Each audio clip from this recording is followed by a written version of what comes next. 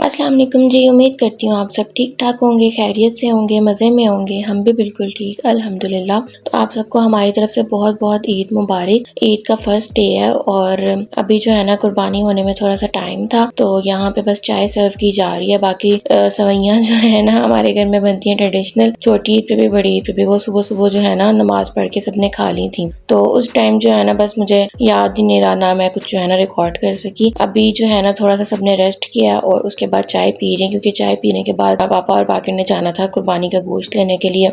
तो सारा दिन एक्टिव रहने के लिए ना सुबह सुबह चाय जो है ना बहुत ज़रूरी होती है। सभी पी रहे हैं और मैं भी पी रही हूँ। तो मिराल जो है ना अभी तक सोई हुई है। तो यहाँ पे मिराल बड़ी लेट उठी थी, 12-1 बजे उठी है। मैंने इसे जो है ना फटाफट फिर नहलाया धुलाया तैयार किया, क्योंकि सब इसे कह रहे थे कि हम सब की ईद हो गई है और तुम जो है ना अब जाके उठ रही हो। खैर अभी गोश्त ही नहीं आया तो फिर ईद कैसे हुई, क्योंकि कुर्बानी की ईद तो गोश्त के बगैर कंप्लीट ही नहीं होती है।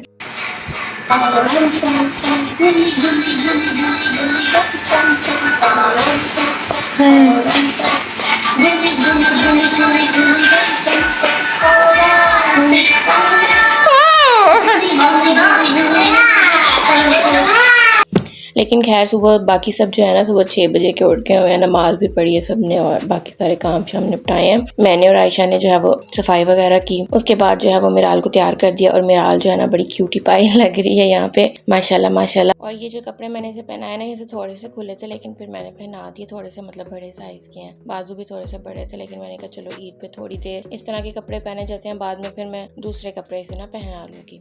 उसके बाद जी अब बारी है गोश्त डिस्ट्रीब्यूट करने की। तो यहाँ पे पापा ने ना हिस्से निकाले हुए हैं 3। जैसे कि हमें पता ही है कि एक जो है वो रिश्तेदारों का हिस्सा होता है, एक अपना हिस्सा होता है और एक जो है वो गरीबों का हिस्सा होता है। तो उसी तरह से मेरे पापा जो है बराबर बराबर तकसीम कर लेते हैं। तो शॉपर इकट्ठे हुए थे, तो यहाँ पे सबने शॉपर पकड़े हुए हैं और एक एक पापा को पकड़ा रहे हैं। वो हिस्सा डाल डाल के ना फिर मेरा भाई जो है वो जा रहा है डिस्ट्रीब्यूट करने के लिए जहाँ जहाँ भी जाना है। काफी जगहों पे तो दूर दूर भी जाना पड़ता है, तो फिर इसकी आज जो है ना ड्यूटी लगी हुई है ये वाली। कसाई ने ना बड़े बड़े पीस रखे हुए थे, काफी बड़े बड़े पीस थे, तो डिस्ट्रीब्यूट तो ऐसे ही कर दिया। लेकिन बाकी कह रहे थे कि मैं इसको बिल्कुल ना छोटा छोटा कर दूंगा, तो उनको भी मजा आता है ये सब काम करने में ना। तो वो कह रहे थे ऐसे ईद क्या गुजरी अगर मैंने जो है ना इस तरह का काम भी नहीं किया तो। खुली अगर आपकी तेज ना हो तो फिर गोश्त काटा नहीं जाता, अपना हाथ काटेंगे। तो मैं कह रहा था पत्थर का जो है ना, पत्थर से आप तेज करते हैं। अगर आप छुरी वैसे आपकी मतलब वो क्या कहते हैं, मतलब लगी ना हो छुरी। तो दूसरा ये है कि उसको छुरी पे रख के आप रगड़ के भी तेज कर सकते हैं, क्योंकि ये पत्थर यहाँ पे मिल नहीं रहा। आप इस तरीके से जो है ना छुरी को तेज कर सकते। और कुर्बानी की जो ईद है वो जब तक आप गोश्त को हाथ नहीं लगाते, समझे कि ईद बनी। इसमें कट के पड़ा के रखा से। आप बच्चे कितना गोश्त है? ठीक है जी, ठीक है, आधा किलो। वैसे एसी के अंदर बैठ के जो है वो कुर्बानी करने का वो मजा नहीं आता। तो जिस तरीके से चल रही हो बच्चे काम इतना करना नहीं, कहीं बजे ना तो 2-3 दिन कब चाप लिया ने। हाँ, काम तमाम बहुत कर लेंगे यार। ते वो तो नहीं, वो वाला भी सीन करे ना भाई, अच्छी पोटी है ना।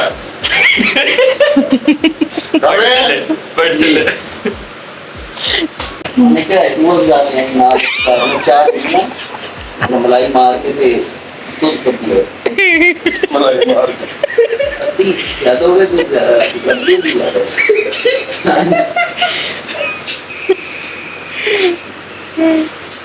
बड़ा बरीकिया लगा।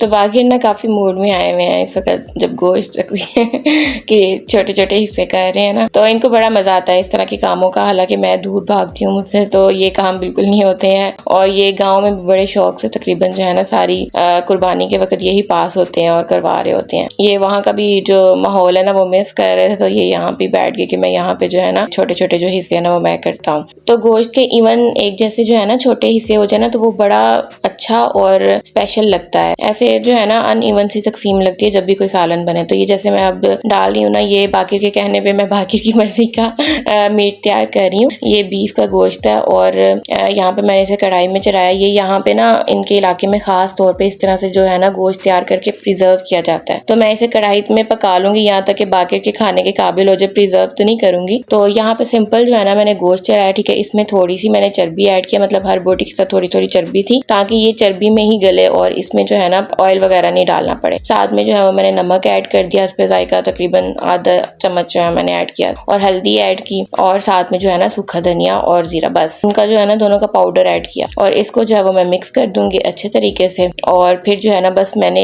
ये काम करना है कि इसको बारी बारी आके ना वक्फे वक्फे से हिलाते रहना है। इसकी चर्बी ने खुद ही जो है ना ऑयल छोड़ देना और उसी में इस गोश्त ने गल जाना है। बस ये क्या वेट करना है कि ये गलता कब है, और बिल्कुल हल्की आग पे जो है ना ये गोश्त पकता है। वहाँ पे गाँव में तो ये जो है ना जो मट्टी के चूल्हे होते हैं उनमें पकाया जाता है, तो उनमें इसका टेस्ट और भी ज्यादा आ जाता है। बल्कि मेरा इरादा भी था इस दफा ना कि मैं वीडियो बनाऊंगी, गाँव जाऊंगी, तो बस अनफॉर्चुनेटली हम नहीं जा सके।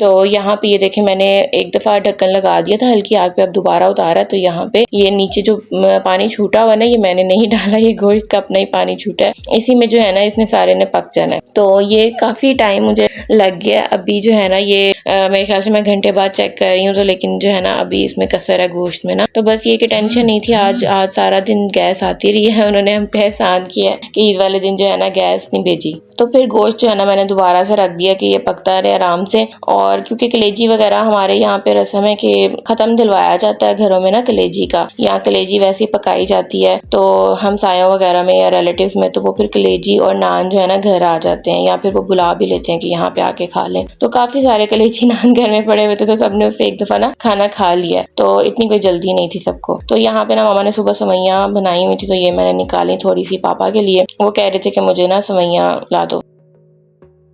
तो यहाँ पे ना मैंने मिराल को दोबारा से चेंज करवा दिया है क्योंकि ना ये तंग पड़ रही थी उन कपड़ों में ना। वैसे वो कपड़े ठीक थे लेकिन उसके बाजू जो है ना थोड़े से जाली वाले थे शायद इस वजह से, तो मुझे लगा कि ये तंग पड़ रही है, तो मैंने इसको जो है ना फिलहाल दूसरे कपड़े चेंज करवा दिए। ये भी इसके इसी मकसद से लिए थे। तो यहाँ पे मैडम जो है ना इसको बहुत बुरी आदत पड़ गई है मोबाइल से और टीवी से कार्टून वगैरह देखने की, तो मैंने कहा एक दफ़ा मैं वापस जाऊँगी ना तो इसकी आदत को किसी तरह से ना कम करना पड़ेगा। अपनी तरफ से मैं पूरी कोशिश करती हूँ लेकिन फिर कहीं पे जो है ना उस तरह हिसाब बन नहीं पाता है, हर कोई मोबाइल यूज कर रहा होता है। फिर तो इस वक्त ना गर्मी आपको पता है इतनी शदीद है, तो मिडिल क्लास घर में तो एक ही कमरे में एसी होता है, तो सारे जो है ना यहीं पे मौजूद होते हैं जहाँ पे एसी चल रहा हो। इसी वजह से एक्स्ट्रा जो है ना बिस्तर वगैरह बिछे हुए हैं और सब अभी जो है ना थक गए हैं, तो इस वजह से जो है वो कोई लेटा हुआ है, कोई बैठा हुआ है, आराम कर रहे हैं सारे।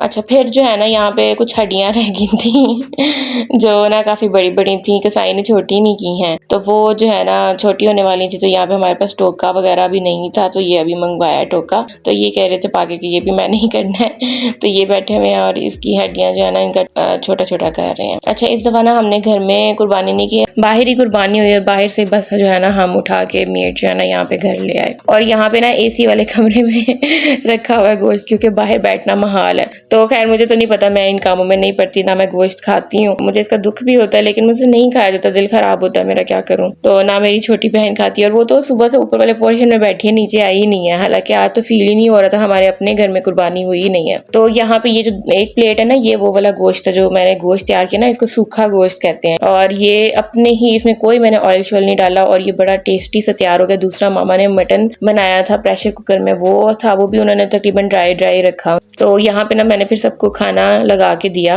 रोटियां वगैरह पकाई। तो ईद वाले दिन जो है ना गोश्त इतना ज्यादा खाया जाता है कि फिर एंड पे सब थक भी जाते हैं खा खा के ना। तो बाकी ने तो अपनी बोटियां बहुत शौक से खाई, इनको ये बहुत पसंद आई, इन्हीं की फरमाइश पे मैंने बनाई थी और मुकद्दस आप ही से पूछा था, उन्होंने मुझे बताया। अच्छा इसका नेक्स्ट प्रोसेस ये होता है कि उसमें ना इसको सुखाया जाता है और जब ये गोश्त भुन जाता है ना तो फिर के बाद जो है ना इसको सुई की मदद से धागे में पिरो के तो लटका देते हैं तार पे ना, वो जो कपड़े डालने वाली तार नहीं होती, ऊंचा मतलब लटकाना है और उसके ऊपर कपड़ा डाल दिया जाता है ताकि मक्खी वगैरह जो है ना बैठे। 3-4 दिन जो है ना इसी तरह धूप लगती रहती है जब तक ये मुकम्मल सूख नहीं ना जाता। फिर उसके बाद इसको उतार के तो किसी बर्तन वगैरह में डाल के रख देते हैं, तो ये बड़ी देर तक महफूज रहता है। और फिर जब हांडी बनानी हो तो इसको निकाल के, तो वैसे जो है ना अगर थोड़ा कच्चा रह गया तो गला लेते हैं पानी में डाल के, बिल्कुल वैसे ही हो जाता है, लेकिन इसका जायका जो है ना मुख्तलिफ और अच्छा हो जाता है और हांडी बन जाती है। आजकल तो वैसे इतनी लाइट जाती है तो उसमें ये बड़ा कारआमद है। अगर आपको मेरी वीडियो पसंद आई हो तो लाइक कर लें, चैनल पे नए हैं तो सब्सक्राइब कर लें। अल्लाह हाफिज़।